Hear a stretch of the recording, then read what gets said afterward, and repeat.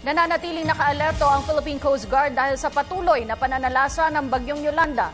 Bukod sa mga naka-standby na rubber boats dito sa Maynila ay nagpadala rin ang ahensya ng rescue at medical team sa mga probinsyang binayo ng naturang malakas na bagyo. Tinutukan niya ng aming kasamang si Noel Perfecto. Naka-heightened alert pa rin ang Philippine Coast Guard sa buong bansa matapos na magpamalas ng kanyang bangis ang tinaguriang pinakamalakas na bagyong bumisita sa bansa nitong mga araw.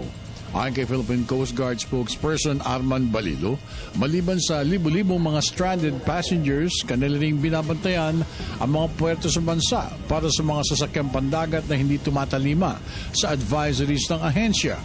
Aniya, lahat ng mga lalabag sa naturang kautusan ni Rear Admiral Rodolfo Isorena ay maharap sa karampatang parusa gaya ng pagtanggal ng kanilang prangkisa. Magmula kahapon, meron na italang 2,995 stranded passengers sa mga ports ng Kabisayaan, sa Bicol at maging dito sa Southern Tagalog.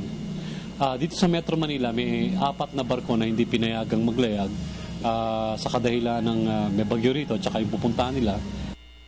Pero ang naitalangan stranded passengers lang nandito ay around 170 lang. Wala pa namang na-record o na-report na any maritime incident dito sa nangyaring bagyo, and we're hoping na matatapos ng bagyo na walang fishermen na nawala at walang maritime incident may report sa Philippine Coast Guard.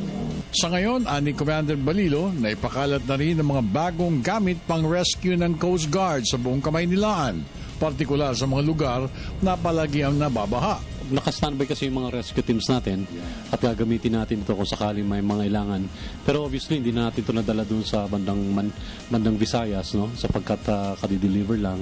Pero naka-standby ito para dito sa mga rescue operations kung sakaling merong flooding sa mga ganap dito sa Metro Manila at maging dito sa Southern Tagalog. Kasama rin ng mga inilatag na rescue teams, ang medical assistance groups, divers, canine sniffers at mga gamit medikal para sa agarang distribusyon sa mga malalayong lugar sa rehiyon na tatamaan ng bagyong si Yolanda. Yung early warning campaign ng pamahalaan na dahil may super typhoon na huwag na maglayag para na rin sa kabutihan ng ating mga kababayan. Siya ng bayan. Ako naman si Noel Perfecto.